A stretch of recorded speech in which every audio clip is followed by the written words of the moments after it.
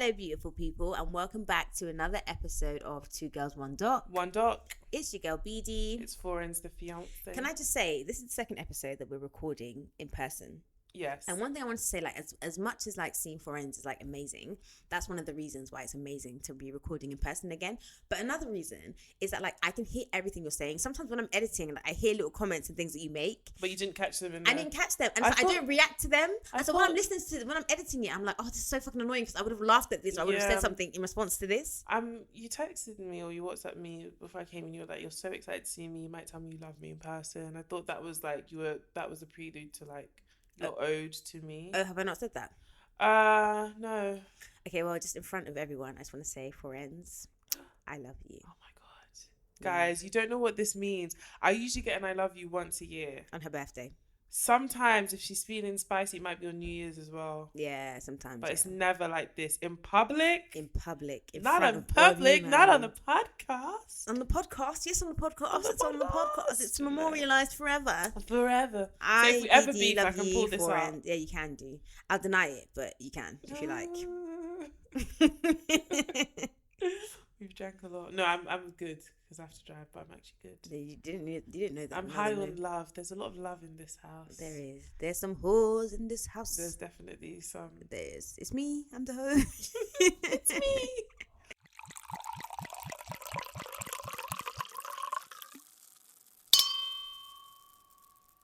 Guys, we wrapped today. I mean, we'd be releasing it. Oh my God, do you know? Okay. Actually, we may. If you guys want to hear it, you have to make us blow. Yeah, do you know, we actually did. We did a freestyle. Yeah. And it was actually pretty good. Very. It was very City Girls inspired. So you can tell what the vibe was from there. But it was actually surprisingly really good. And it was an actual freestyle. Who's JT? I'm JT, please. So is that my friend upstairs? JT. Is that easy? God forbid. You said it. God forbid. I'm JT, but the JT I am. JT pre-easy. Pre-easy, yeah. I'm JT pre-easy, yeah. Exactly. Whew, God. You can be, you can be her. It's the aquarium. All right, guys, this is the credits episode. Yeah. For anyone who is new to the podcast, or if this is your first episode, credits episodes are mini episodes where we kind of just talk about what we want. And it's called credits because obviously we do about documentaries, and at the end of the documentaries are credits, and that was a really smart way to have like a mini-series. So yeah, that's what it's called. I think everybody would have gotten it. Well, if they didn't, now they have. Today we are drinking as per, and we are drinking an Asti. Let me grab the bottle so I can see what it is that it says. It says, oh, it's really small writing. Yeah, nothing of use. But basically, it's an Asti, which is a sweet. In conclusion, it's a sweet sparkling wine. It's very dessert wine. Yeah, it's quite nice. And we're gonna have like a really sweet dessert after. We're gonna have sticky toffee pudding, and so my basically teeth are gonna be like gritty. Amen. So we're gonna have ice cream. Now I will only eat Haagen-Dazs ice cream. Yeah, you know everyone's bougie with something, and like that's one of the things that I'm bougie with. And so I bought Haagen-Dazs ice cream. My boyfriend bought some next like walls or some shit, and I was like, hey, I will dish that for you. Why is he like that? I don't know. I was like, look, you can buy it if you want, but I won't be partaking in such. So yeah, I went to get Haagen-Dazs vanilla, and I knew that that's the vibe that you were also on. So we'll have that, and he can have his walls. The yellow one. The yellow one, literally yellow vanilla. Wow. This is so random, but I've been recently thinking that I think I might want to do my honeymoon in I don't know, like I just have to get it off my chest. Where's that place in Italy that's really pretty? Amalfi Coast. Yeah. That'd be nice, and it's not too far. My cousin is there, and it's beautiful. Yeah, it's not too far from here, so yeah. But Sod's Law, like when I go, it'll be like raining the whole time. Well, I guess it depends when you go. I don't know. If you're with the love of your life, then sunshine everywhere. Yeah, so moving swiftly on. What's this credits on? So this credits, as promised by Fourens, is going to be just about, I say but I really mean her, dating experiences. I told you to think. Yeah, okay.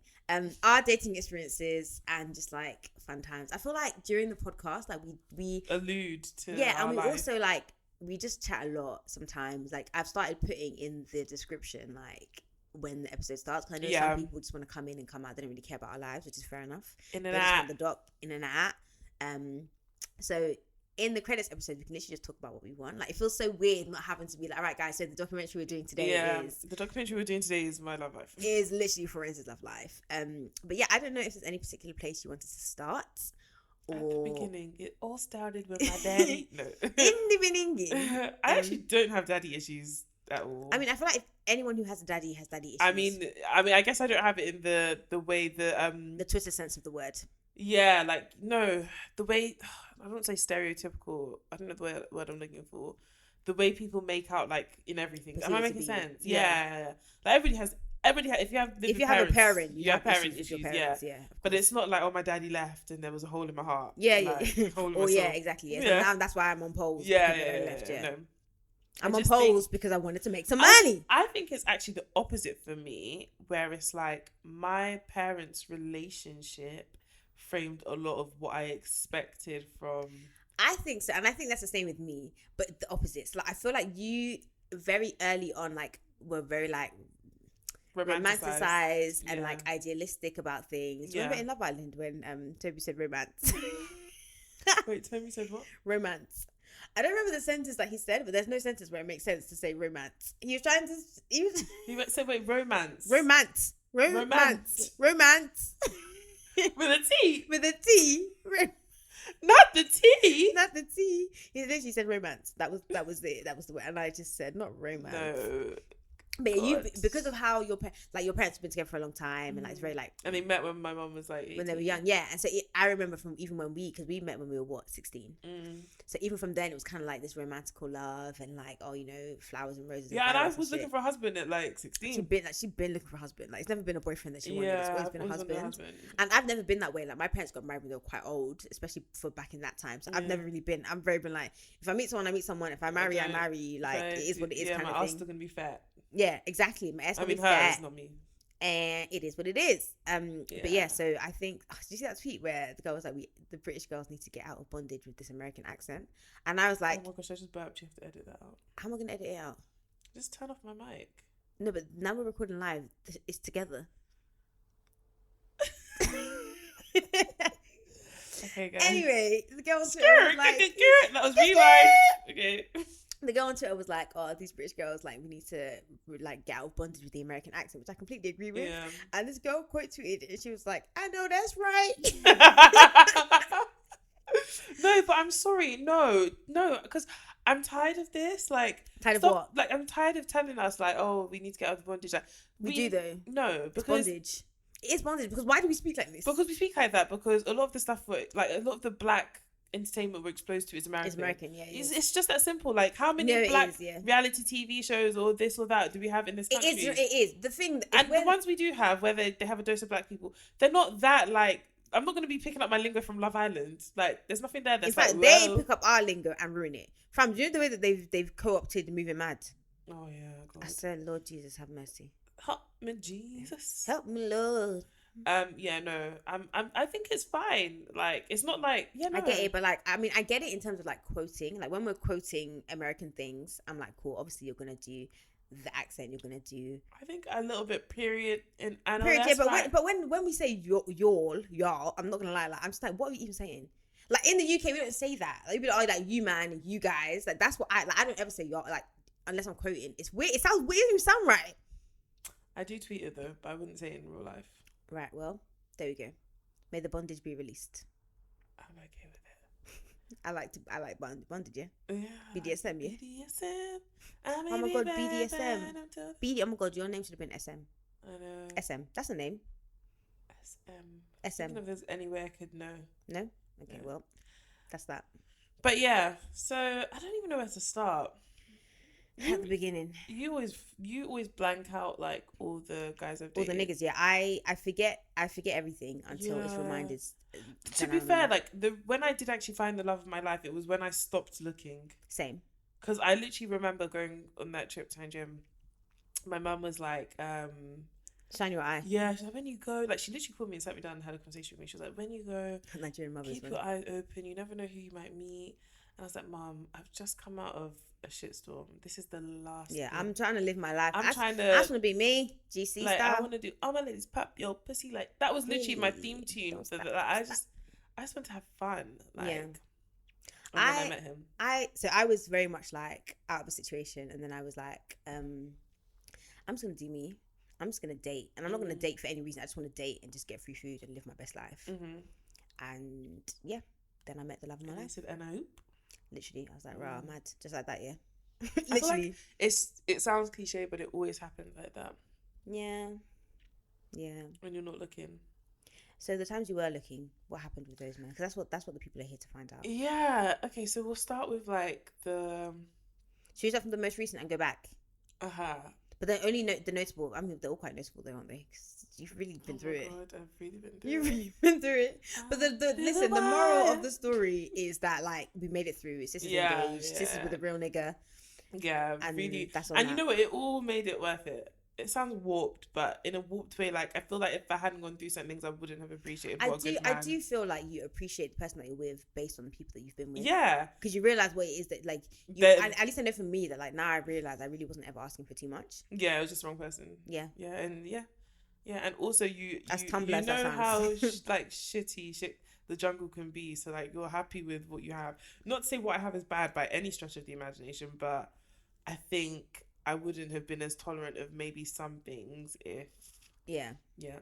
I feel you. But most recent, so I was with a Ghanaian. I will never in my life... Well, you never have to now because you're engaged. I know, but guys, please run a mile. A Ghanaian? I love them as people. It's not all of them. I love them as people. Like, Ghana was so amazing when I went. I feel like Ghana is my spirit country. It's my spirit, literally. Like, I feel like when people say visit Africa, that's what they're talking about. Fuck Nigeria. Ghana is where it's at. Like, I loved it. But... I was with a Ghanaian. Always. No, you know what? When I started dating him, I knew it was good vibes at the beginning. No, but yeah, it was good vibes. But in my spirit, something told me this isn't the guy you're meant to be with. Right. But I just felt that it had been so long since I'd been single. This guy was serious. So let me also be serious. Let me be serious. Like what? Maybe I'm being a bit too picky. Like all this intuition, all of this like. It may not mean anything. Yeah. And in the beginning, it was good. Like the first date was like my dream date. It was a picnic in a park. He brought all this stuff. He brought me flowers. When I was cold, he gave me like his. And this is what I mean by Fourens and like romanticizing shit. Like all this stuff. Like when this stuff kind of happens, like Fourens is like, oh my god, it's like a movie. Like remember that movie date I had with that? Oh my gosh, that's another one. I'll go back to that one. So yeah. It was lovely and everything. So we started dating. Everything was cool. I was going to say something, but I'm not going to... Yeah, no. So we started dating. Everything was cool.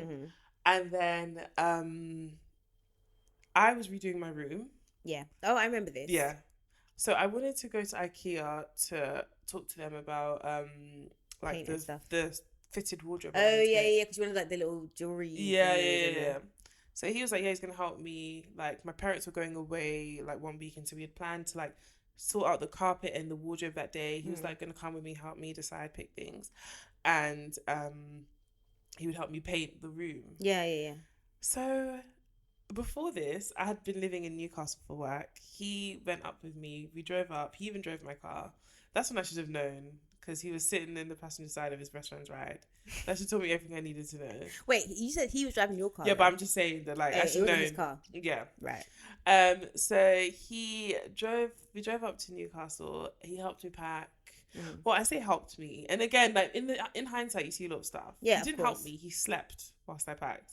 He was just there for... companionship. But not even really companionship because he was asleep. Yeah. So... we came back. We were meant to meet up, do all of this stuff. On the day, I waited for him. So I was messaging him. I was like, oh, yeah, like, are you there? Are you there? So he was meant to come to where? To Newcastle? No, he was meant to come... No, Newcastle had been done. He was meant to come to IKEA. Oh, yes, sorry, we're back to IKEA. Sorry, just Asti's here. And he lived in South.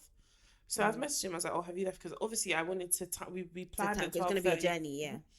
I was messaging him, have you left? He wasn't responding. I was calling him, nada. So I was like, okay, cool. Let me just go. I got there, still calling him, messaging him, nothing. Came back home, I didn't hear from him the whole day. He must have died because what other reason? Literally, I was like, oh my gosh, this nigga's dead. Yeah. Like, what is going on? It was like 3 days. I was losing my mind. That's why I remember this. So then literally, I was like, okay, fuck it. I'm going to his workplace. Like, I had no other option. So I went to where he worked and then I asked them, like, the things you do for men. Yeah, go ahead.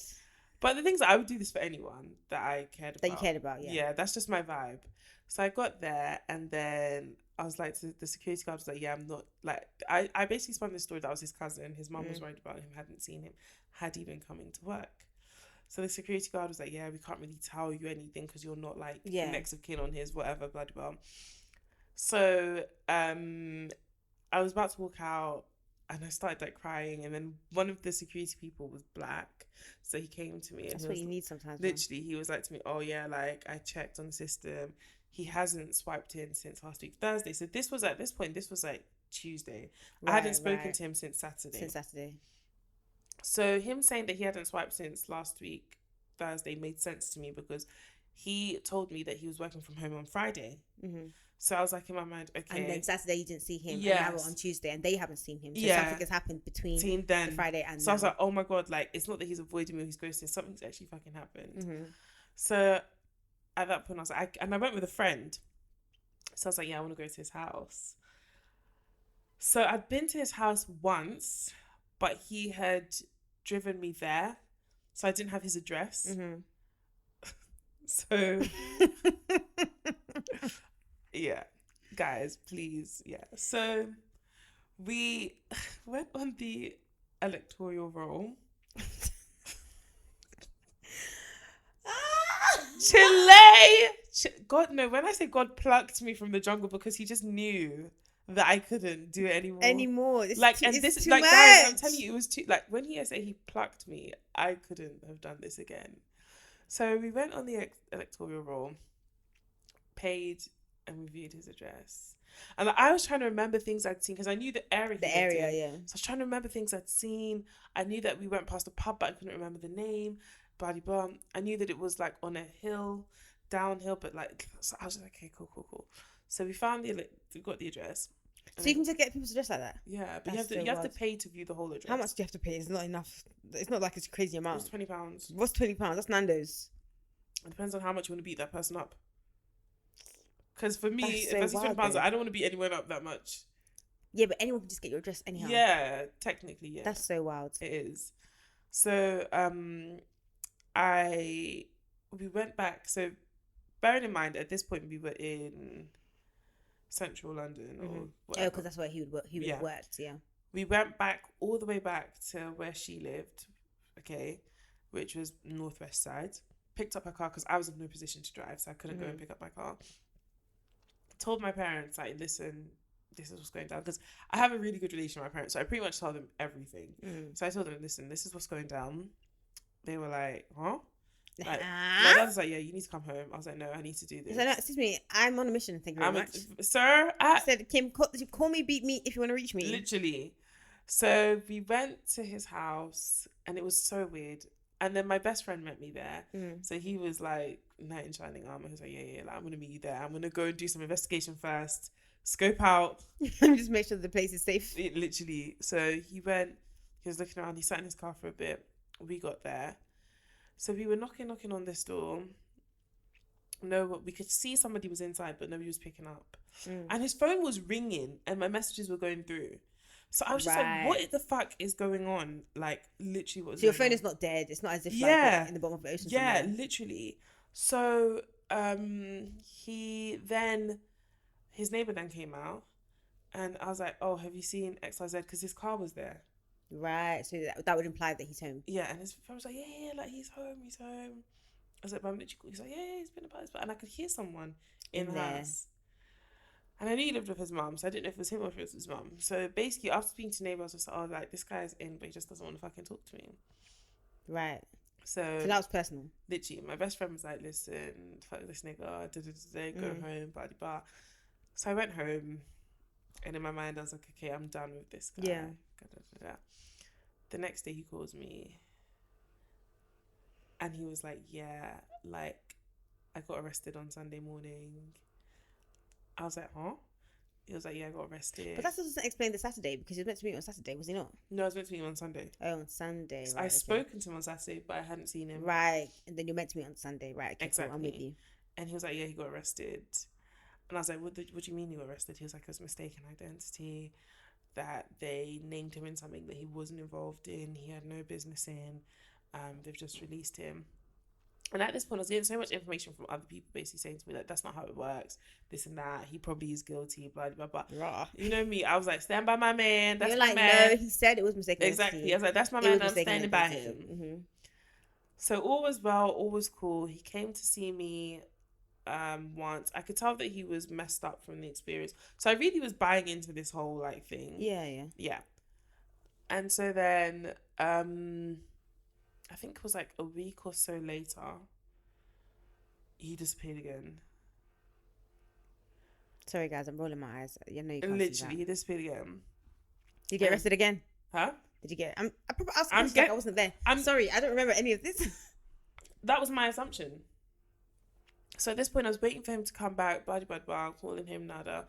And I was like, yeah, he's gotten arrested again. Like, it was very obvious. Yeah, this is the same pattern. Because when they released him, what they said to him was that, like, unless he, unless they find more, they'll be in touch with him once they get more evidence. Basically, yeah. So they got more about evidence whether or not he's involved or not. Exactly. They got more evidence and arrested him again. So after knowing everything he put me through, and I remember him saying to me when he came out the first time, he was like, yeah, like, he just never expected all of this from me. Like, he can really see I'm like a down bitch. And ladies, can I just say, like, there's no joy in a man calling you a down. Like, he didn't say down bitch, but he said, like, you're loyal, right? Yeah. There's no benefit. So what ends this? There's no benefit. If a man says that to you, run him out. It means that all you've shown is that, like, he can put you through some shit and you'll still be there. This is the one that'll stand up at the wedding and say, we've been through so much. We've had our ups and downs. Fam, I want neither the highs and lows or the fam. I don't want the downs. I don't want the lows. Literally. Please.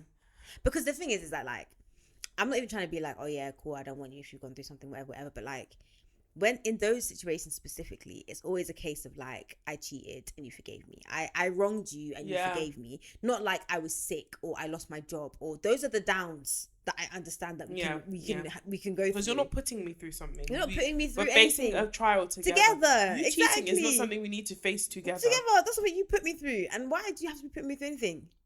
Fam. So anyways, knowing all of what I went through, and we had like really intimate and long conversations about like the stress and all of that, and he felt bad. Do you know, like, when I speak about this stuff, it's like such an out of body experience for me, because it's not the same person. Yeah, I'm so far removed from that kind of situation now. Like, I cannot even imagine anything similar with my partner now. Yeah. Anyway, so he disappeared again. I was like going through it again. Then I stopped and I was like, listen, this guy is guilty as fuck. And I asked myself some harsh questions like, can you be with someone who has done X, Y, Z? And I was like, no, I can't. So that answered my question. Yeah. So then I sent him a message just basically saying, like, yeah, like, I know you've been arrested This again. ain't it. This ain't it. Da, da, da, da. But you would expect that somebody who cares about you, or even had an atom of care for who you were, would feel the need to come out and maybe even win you back or explain themselves. Or basically just like end it. Like, I mean, I don't really believe in closure, but like just basically say like, look, hey, I'm out. I'm sorry. Hear you. This is what happened. Cool. If you don't want to be together, then cool. If you do, then cool. Yeah. Like that kind of thing. Or even him being like, yeah, like I'm done. Yeah, whatever. literally. Either way, just kind of like a okay, cool. Let's close this chapter. Done. But instead, what happened was, I think it was a week or so later. From the Sunday. No. So the Sunday he came out. No. So Sunday he got arrested. He came out on like the Thursday. We were cool. Chilling for about a week. He got arrested again, and then 2 weeks. You sent later, the message, and then 2 weeks later. I don't know if he came out, but what I do know is he changed his WhatsApp picture. Oh, so he's alive. Yeah, and well, and has access to his phone. Yeah, and then he didn't respond to my message. Nothing. Did he read it? Yeah, so I called him. Yeah, I called him and I was like, "What the fuck? Why did you call him?" Okay, so I called him because back to what I said to you. You know what I went through the first time you went. Like, where's my answer? I want my apology, basically. Literally. You read it and it was like it didn't even mean anything. It's like I didn't exist in your life before this. So I needed to understand. Like, and you're like, say to my face that you don't give a fuck. Yeah. Right. And that's what he did, essentially. That conversation was him just being like, yeah, like, the way he spoke to me, I've never, like, been spoken to that by, like, a guy. So that was like. So this is what I mean by closure, because you could have saved yourself all of that heartache if you had just been like, look, you literally made the decision to be like, all right, cool, listen, this ain't me, I'm not here for it, I'm done. He saw it, he wasn't feeling it. You could have literally left it at that. Yeah. Closure is like, I'm telling you, it's like, it doesn't make sense. Like, no, it's like, but it's something women are told that they need, and I think it's just a thing that keeps women going back to men that they don't need to be interacting with, because I don't believe in that shit anymore. Like, I mean, I guess it's tough for me to say, because literally after that occasion, it was after that, then I went to Nigeria and I met the man of my dreams, like, who I'm marrying. But as the me now, if I was back in the jungle, there's so many fucks I just wouldn't give. Yeah, I wouldn't. But then, care of course, for if that hadn't happened, I would still be giving those same fucks. Yeah, exactly. And this is why, like, for me, I do regret nothing. I do regret nothing, and I do advocate for that women go through some shit, because if you don't, like, it sounds warped, but literally, if you don't go through some shit, you can't. There are lessons you just cannot learn from hearing other people. I mean, talk I about do it. think that you can learn some lessons from hearing people talk about things. No, you can, but I think there's a limit. Yeah, I mean, I think that because if you don't know the pain, you like you won't know to not. Do you know what I mean? Yeah. I mean, I can sit here and tell you don't call a guy, but if you have those feelings to call a guy, it's like saying, okay, cool, don't put your hand in fire, it's hot, it's gonna hurt, and you're like, okay, I hear you, but like, how hot can it possibly be? Exactly. And then you do it, and then you're like, oh shit, it's actually kind of hot, I don't really want that. Yeah, exactly. So yeah, I don't know, that was that. And then obviously after that, I went on and I met my fiance and stuff, but that was very like crazy. Yeah. And I feel like I'm always the one that has these wild stories, like, yeah, always. But it's always been that way, like from when we met. But I also think that that's also because I have always been searching for, and you've been very open. I'm like, one thing I'll say about Fourens, is that Fourens knows how to get back on the horse. And I feel like it's a wonderful thing to be able to, and I've seen people like tweet about this in various different ways, using various different words, but it's a wonderful thing to be able to like have been heartbroken or like, you know, sad about a situation and be able to be like, you know what, it's cool, there's still a chance for love again, or love can still happen. And even like when people, I used to be very like anti posting your partner and stuff like that. I still would never like post my partner on Instagram and stuff, whatever.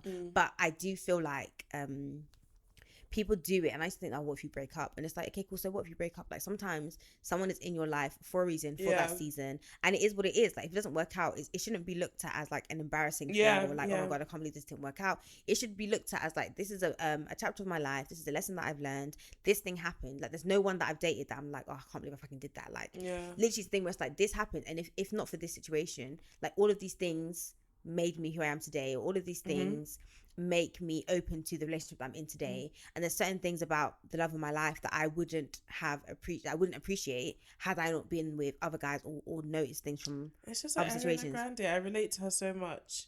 And like, even if you go on her Insta, I think last time I had just a scroll, like, she layers partner on top of partner, and like, it's fun because your life is like, Instagram originally was created to be like a time capsule of your life, and that was a part of your life. Yeah, exactly. And it's just how it's literally even with the concept of marriage. Of course, like, I want my marriage to last forever, and I want us to grow old together and watch our grandkids. Of course, that's but the like idea. I also understand the concept of the fact that like it can be seen as unrealistic for you to be with one person for the rest of life. So much is going to happen, shit is going to change, and you may just not grow together. It doesn't mean that was a failed marriage, like, or a bad marriage, or you weren't meant to be, or that wasn't like a potential like soulmate in your time in life. I don't always think that like the goal is like, I mean, I don't know how to say it. Like, sometimes like you have to just be in it, like just be in what you're in, be open, free and be happy about the relationship that you're in.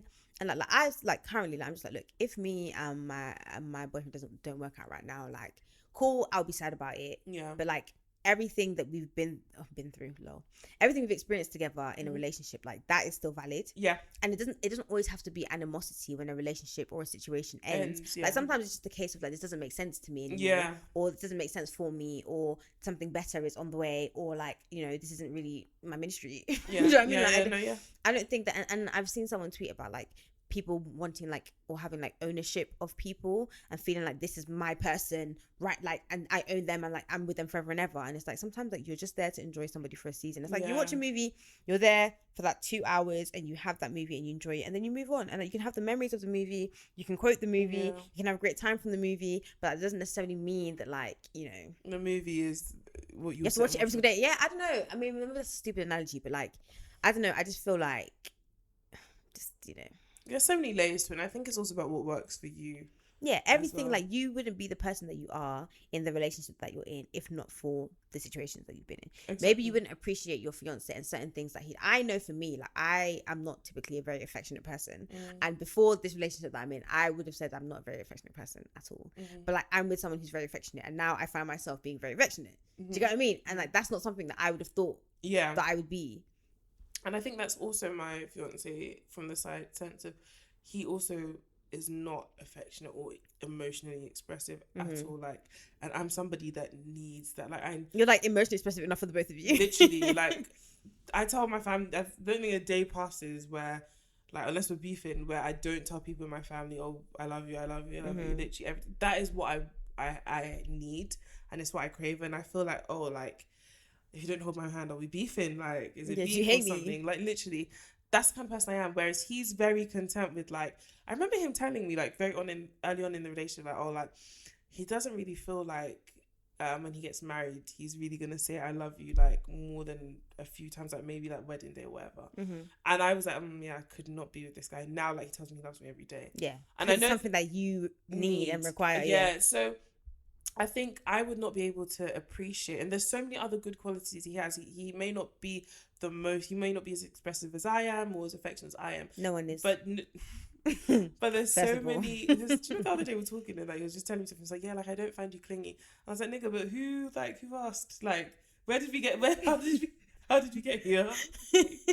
Like, he doesn't find you clingy. Yeah, and he said it in a sense of like almost like, yeah, someone else might think you're clingy, but I don't. And I was like, my nigga, who? But you yourself, you know that you have clingy tendencies. Yes, I do. Okay. Yeah. But okay, well, I just have a lot of love. I remind myself of that girl from Mean Girls who was like, why can't we all just bake a cake? When everybody was... Yeah. That's me. Like, I have a lot of love to give. Okay. That's the problem. Right.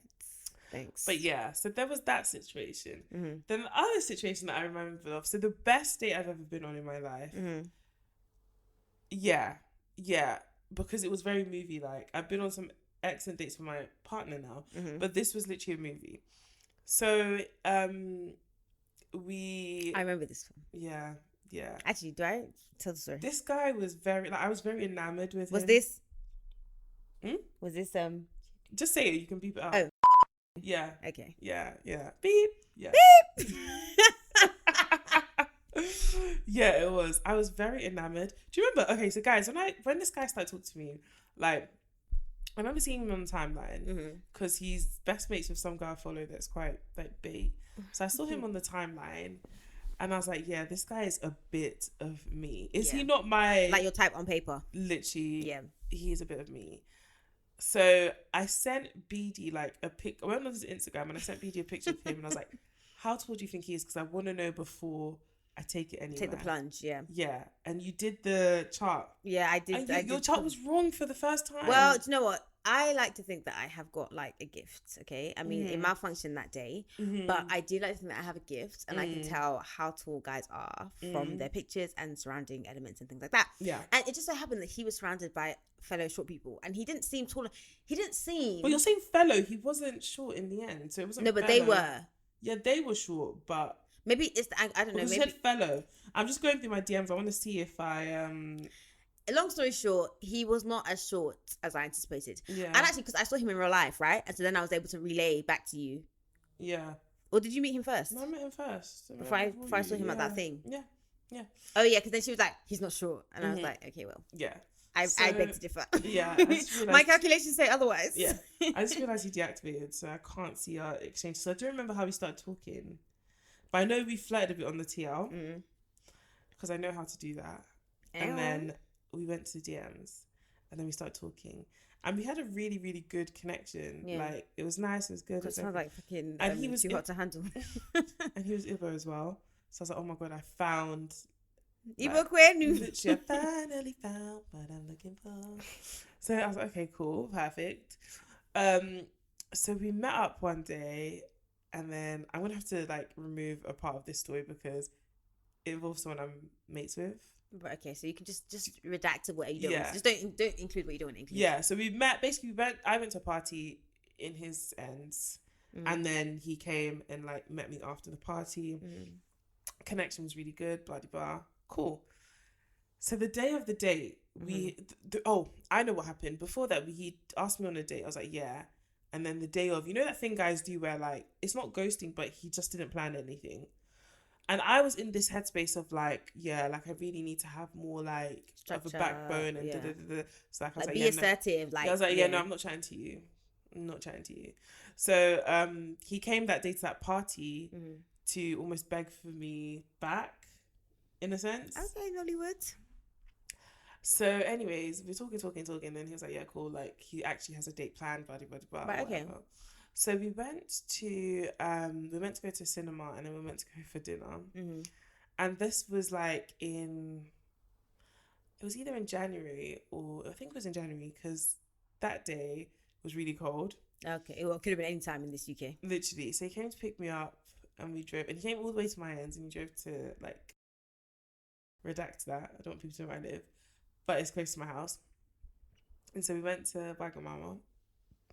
And then I just remember we were at Wagamama's, like I didn't know what to order. He ordered for me. He ordered like loads of little things. You know, just when a guy takes control. I just feel like when a guy is like assertive and like takes control, so it's very, very attractive. It is. It's very attractive. It's so sexy. It is. So he ordered for me everything, and then we were there, and I just remember we were talking for ages about every and anything. I couldn't even tell you what it was we were talking for. But it didn't feel weird. It didn't feel weird. It was amazing. And then it started snowing. Oh, stop it. No, did I not tell you this? You probably did, but you know my memory. It started snowing. And then not only did it start snowing, everybody was leaving the restaurant because it was closing time. The lights were going down low. The like staff members were like cleaning, packing everything up. We didn't kiss there. But like we missed the movie, and then they literally had to come and be like, yeah guys, you need to leave, like you're the last ones here. It was a movie. Walked his car, dropped me home. We kissed in the snow. Not the snow. And I was like, yeah. Not the snow, yo. What a story to tell our kids. And this is what I mean. This is what I mean by like romanticizing shit. Yeah. Because you're going to overlook a lot of shit. Because you're like, oh my God, this would be amazing for us to tell. Literally, any normal person would be like, yeah, this was a cool date, but... keep pushing. Let's see what happens next. Let's see what happens next. Yeah. I was like, no, this is my husband. And everything after that was just to fit him into the mold. It's like, it doesn't matter. Yeah. So obviously that didn't work. There was a lot of stuff that wasn't... Yeah, right. Personally, for me, I feel like... Is this what you want to say? Is this really what you want to say? Is it? Is this really where you want to go? Okay. Because I would ex-nay on the ex-nay. I wish him all the best. And I hope in time... he finds what he's looking for. And he lives his truth. I feel like I didn't give too much away. So like, if you literally don't know the story of our first date, you wouldn't know who I'm talking about. No, did I? Guys, no. Tweet us, send us your date stories. Yeah, I feel like do you have any? I think those are my. I don't think I have any. I don't really have any. I remember one guy that I went on a date with, and he was just a hotep. No, you need to explain more, because you said to me that I must remember this, but I don't remember what. It was okay. The reason I said I'm quite I can be quite like pedantic when it comes to grammar, and every time this guy would message me, and not even grammar. This wasn't even a grammar thing. It was like on WhatsApp, like you can press return and you can press enter. It's like return takes you to a new line. Yeah. And enter sends the message. So. All the time, like he'd be writing a sentence and then press return, and then like the new this is gonna sound so fucking ridiculous, but like it wouldn't like the new. So say he was writing a sentence that was like, oh yeah, I'm gonna meet with you tomorrow at 10. It would be, I'm gonna meet, and then the next line would be like a capital Y. You tomorrow at next line 10 o'clock. Like it was like, can you get your shit together? Like, why are you messaging me like this? I know I know, and someone out there is shaking their head and being like, "What is this girl talking about?" Yeah, it literally infuriated me. Like, I was like, "Why can't you just fucking press space then? Like, why are you pressing return all the time?" That was the hotel. But yeah, no, we actually had a really good date. We went on a date. We got coffee. I think like first dates as coffee, I love because I can get out if I need to. Yeah. It's not too much pressure. I can be like, cool, I'm on my way. I can plan something after just in case. So we went and then we were just talking for ages. And like for me, I can chat to anyone. So for me, whether a date was a good date or not, like you're gonna talk. I'm having a good time because I can chat. My patients are all old and like you managed to talk to them, and I have great convos with a lot of them. So like I can chat to whoever. So yeah, it was a great date. We had a chat. It was fine. He's very like hotep vibes. It was very much. What was he saying? I don't know. It was just hotel. I remember one time he was saying about how like he because I met him on an app and he was saying how like there was one girl, some white girl on the app who had a picture with like some African children.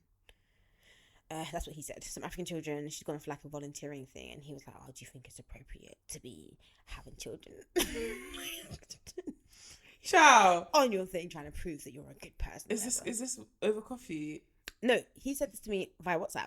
Okay, right, that's a lot. Yeah, and I was like, I mean, okay, cool. Did he want to see you after the coffee date? Yeah, I think, did we agree for a second date? I don't know, we spoke for a bit and then like just kind of fizzled out. I'm trying to think because it's so funny because this is after, so I had a phase and I was like, okay, cool, like I'm doing me. I'll go on dates, I'll live my best life. And also when I say dates, I also mean like by myself, like I would take myself out a lot. So I think I went on 2 dates with 2 different guys, and then the next date I went on was with my boyfriend. And then I was like done after that. I do miss, oh god, it sounds weird, I miss dating. I remember like, so I was like I used to be on the apps and stuff, yeah, and I used to love it because I could just chat. I could just chat, work on my chat, and you don't know what each date would bring. I didn't even have to go on the date. So like even like one of our friends was on the apps for a while, and this is after I was in a relationship, and I was like, oh, just give me your phone, let me just do some groundwork for you, let me just chat to some guys. Fam, I have it. I just have it. Like I just have to. Do you know what I mean? I do miss. It's really fun. Yeah. It's really fun, especially when like you don't put any pressure on yourself. Because when I was doing it, it was like, look, I'm just on here for a good time. Like let me just see what's out there. Yeah. Let me just live my best life. Like if I meet someone, I meet someone. If I don't, I don't. I don't really care. Yeah. And it was just interesting having conversations with different guys, replying to messages, like doing like banter. Seeing it was how fine. Flirt, yeah, literally, it was just vibes. And like sometimes I miss that because they can't really flirt with the man. You can't flirt with your man. Yeah. Same, like, and you know each other. I know everything. Even when you go on a date, it's not like it's nice that we're out and about, but it's not. It's like, oh, have we paid the thingy bill? Or have we like? It's not the same. Like, yeah, so, no, I do miss dating, but obviously I wouldn't trade what I have now for anything. Yeah, of course. But honorary mention, this is not my date story, but it's one of our friends' dates. She said she went on a date with somebody, and she actually tweeted this. She went on a date with someone, and he ordered a steak, and they asked him, or a burger or something. They asked him, do you want it medium? Well, and then he was no large. They asked him if he wants it medium, and he was like, no large. I remember. And it's just like, mate, it's like how you want the steak cooked. I would have literally left the date at that point. Not large. Oh, you can't wife him. No, you can't. Yeah, you can't wife him. You can't wife him. What an uncultured swine. Yeah, you can't wife him. Large, stop it. I think I'm all out of. Did I miss anyone? I'm not going to talk about the proper crazy one. I feel like that's enough. That's today. More than enough. That's enough for today. Yeah, I don't think I missed anyone out. Yeah, I think that's enough for today. That's enough for 10 years, mate. You just aren't getting anything personal out of me again. I'm giving you more than enough. Yeah, no. But yeah, guys, to all the boys I've loved. Oh my God, I've never seen that movie, no. Oh, is it a movie? It's a movie, isn't it? Yeah. There's another one, isn't it? There's a second one, isn't there? I think they're on their third. No, it's second. That's it. No, there's two. Yeah. I'm not a rom-com kind of girl. I'm not going to lie. Like, they're just pretty... Sorry, I just had a thought. Bestie's going to have to walk me to my car. Yeah, that's fine. In fact, all 3 of us are going to walk to the car. It's not, listen, these ends are calm. Do you remember last time when I was living where I was living before, it was sirens every day? Have you heard a single siren since you've been here? That's true. We have trees around here. It's safe. That is very true. But to all the boys I've loved, no, I'm joking. In all honesty, I think this is the first time I've actually been in real love. Yeah. Yeah, I've been in what I thought was love. How do you know that you're in love? I know that I'm in love because I've never been so willing to compromise on so much. And there's so many things that I thought were important to me that I've been willing to let go of. Not in a sense that I'm not happy or I've compromised on things that are like, I don't know how to explain it. There are things that I idealized that I really wanted. Mm-hmm. And my situation just isn't conducive for that, but I've been able to overlook it because there's so much other good in it, if that makes sense. Right. And I know I'm in love because I feel like love is not about, and it took me a long time to realize this. It's not about struggle. No, not just even that it's not about struggle. Love is not about, like, when I was young, I thought love was like the excitement, like that romantic date, that I had. That was like, oh my God, like this is gonna be the. Love is not that. Love is like the reality of life coming together and figuring shit out. And love is like feeling like you're coming home. And I've understood that when I go home, the first thing I do if I'm wearing a wig is I take off my wig, I unhook my bra. You know, I'm wearing like, you're basically trying to be comfortable. I am who I am. I am who I am. And that is what this relationship is. This relationship is me stripped back, just being me. It's not like, they're fun times, they're great times. There are times when like I get crazy butterflies. There are times when we go on dates and I'm like, whoa. But the real love for me in this relationship is just me being able to be myself and go through like 100%. Literally. Like I tried to explain it to someone and just being like, it's like, you know, the you who you are when you're by yourself. Do you know what I mean? You're like just being who you are. Yeah. Like you're literally like scratching your hair. Like you literally are just like, I don't know, sitting like you're not anything else. Like when you're truly by yourself, like that's the person that you are. Do you know what I mean? Yeah. Like you're not worried about what someone, like even if you're in your car at a red light, like you might be worried about, oh, what if the person next to me is looking at me? I'm not gonna do this. I'm not gonna off my wig. Do you know what I mean? Yeah. Stuff like that. But like when you're in a relationship, and I say this relationship in terms of like with partners, with friends, like with family, that you can literally just be who you are unapologetically, and it's fine. You walk into your friend's house, the first thing you do is take a shit because you're so comfortable. Which is what happens today, by the way. I mean, I wasn't trying to name names and shame. Which is what you did, by the way. There's no shame in shitting. We don't shit shame on this podcast. No, but it's everything. I remember like being with my fiance and I got ill, and you know, it's the diarrhea, it's the vomiting, it's the going for bottomless brunch and thinking you're coming back to have like sex, but you pass out, but you're projectile vomiting and you pass out. Like it's all of that. It's all of that. It's all of that, and that is, for me, that is love. When I think like movies and social media and stuff like that do a really bad job of painting like the realness of reality of relationships, especially to girls. Like I think a lot of us see like these. And this is not to say you can't have an extravagant proposal and everything and still be in love, but I think we see a lot of these extravagant proposals. We see like these vacations, this and that. And you think that's all it is. You think that's all it is. Well, that's like the epitome. And you feel like if your relationship doesn't have certain elements of these things, then it's not real love. But I'm telling you, real love is like being like, I remember being in Ghana and I was knackered and my fiance carrying my handbag. Like literally, that for me is like real love. It's not, you took me on like this crazy date, like that's nice too, like, we want that still. Yeah, but that people can do that for you and not have any sort of feeling for you. That's true. So I think that's how I know I'm in love. I can't, as crazy as it sounds, sometimes I cannot believe I was ever with anybody else. Like it's crazy to me that I can't imagine being with anyone else intimately. I can't imagine being with anybody else. Just like what did we ever talk about? Like, yeah, like what did we literally ever discuss? I have a friend. My friend's getting married next month. Oh, this month. Fucking hell. Yeah, it's getting soon. And she was saying how like I remember when we first met. Shout out Eustace because I know you're listening. And I remember her like talking about like her boyfriend at the time, and she was like there were times where I would just think about like how much I love him, and I would just like want to cry. And I remember this so clearly because we were at the dinner table and we were like eating Indomie, and I literally it wasn't even dinner time, it was like lunchtime, and I was looking at her like, bitch, is you crazy? Bitch. And she literally was like about to cry. She was like, I just like love him. And I was like, fix up. Do you feel that way now? But now I get it. Like I don't just randomly want to cry because I love my boyfriend so much, but like I literally sometimes I just think about the fact that like he's in my life and I'm like, wow, this is so mad. Yeah, like you're in my life. I was like, wow, it's actually crazy.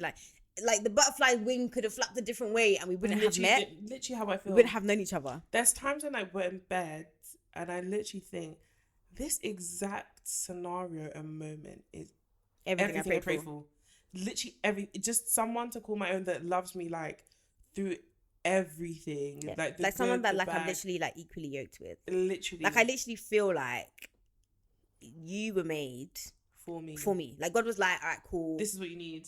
Give it 25, 26 years and then like you'll find the person next to you. Exactly. Like he has endless patience for my shenanigans. Endless. I read this tweet, and it was saying how like having patience is like showing people that you love. This is going to sound so basic. I know this is not groundbreaking, but I'm like probably the least patient person that I know.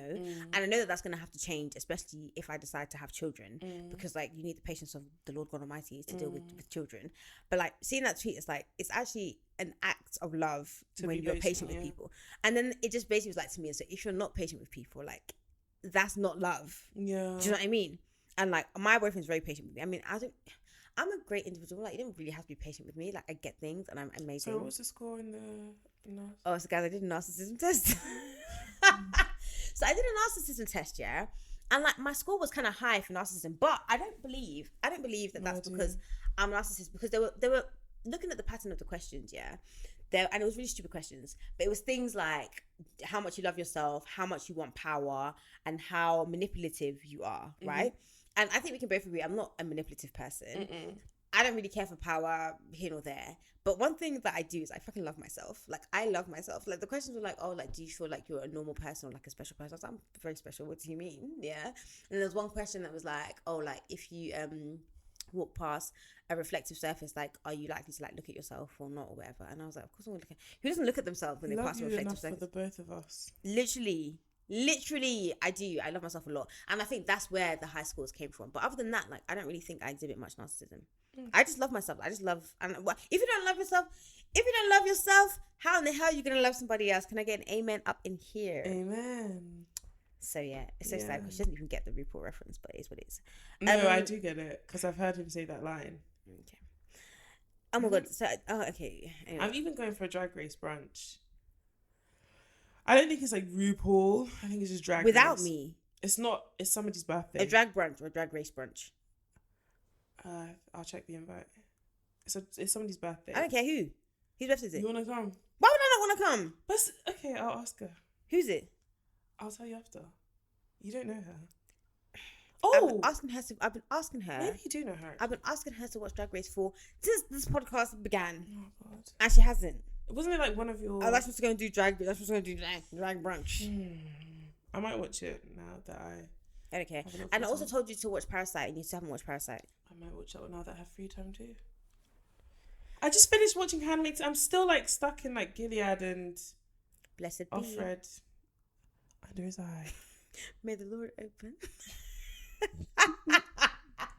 Yeah, no, guys, that's Auntie Fourens and Auntie BD have given you a little lesson on love. I didn't give you guys anything, guys. What do I know? You did. You told them what love to be patient. Is. Yeah. I don't know. Oh, you haven't watched. I want to know what love is. Okay, well, there's that. But have you watched The Star Is Born?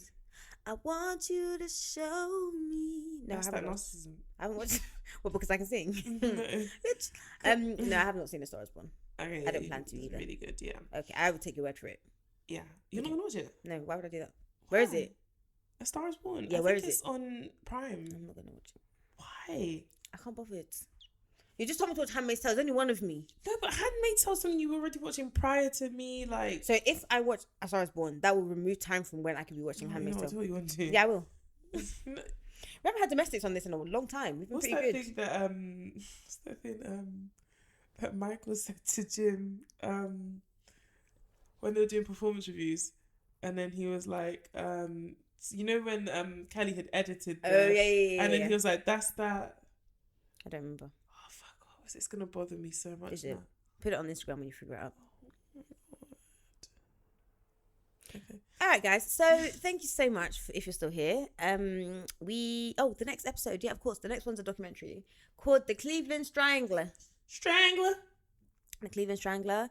I'm assuming it's about a guy from Cleveland who strangled people. So we're gonna play the trailer. Brown. I'm gonna play the trailer at the end of this. But in the meantime, between time, you can find us on Instagram, Twitter, Facebook, YouTube, TikTok at 2girls1doc, but on TikTok it's 2girls1doc podcast. What else? Smug. Kelly wrote that Jim can be smug and arrogant, but then Michael says smudge, and then Jim was like, "Do you mean smug?" And he was like, "That's that smudgeness."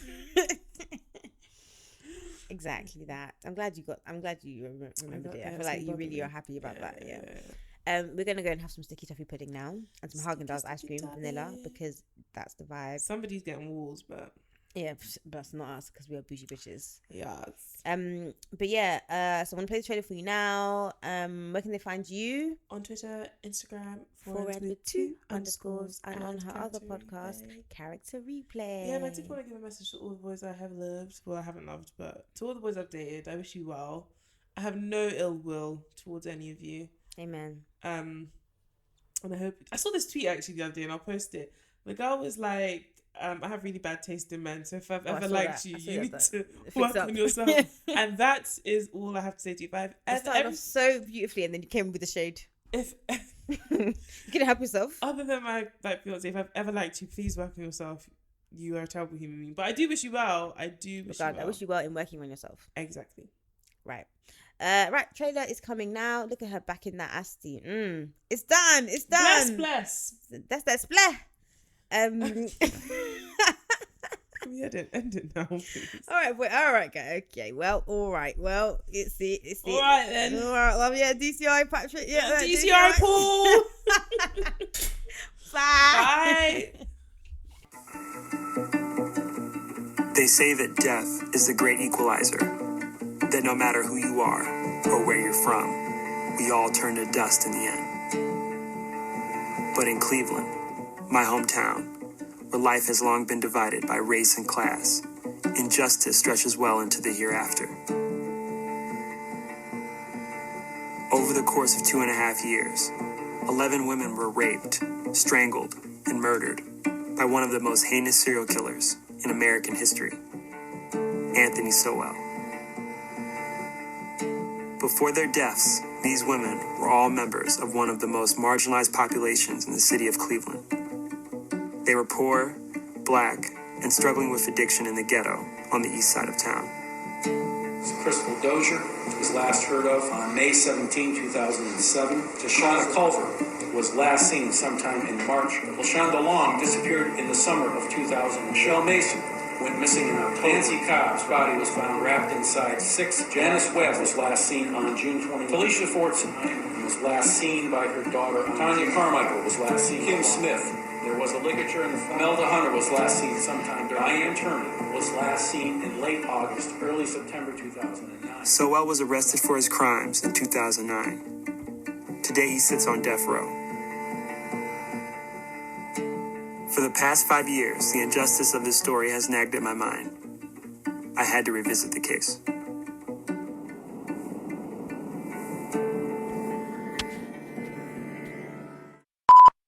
Okay, talk. I want to see if it goes green. Oh shit, mine's not even going green. Hello. Ah! You sound like Courage the Cowardly Dog. It wasn't going green, so I didn't think it was recording. Is it green? Yeah, it's green now. Say something. Hello. Yeah, it's green. Okay. Okay. All right. Okay. Are we starting? Yeah.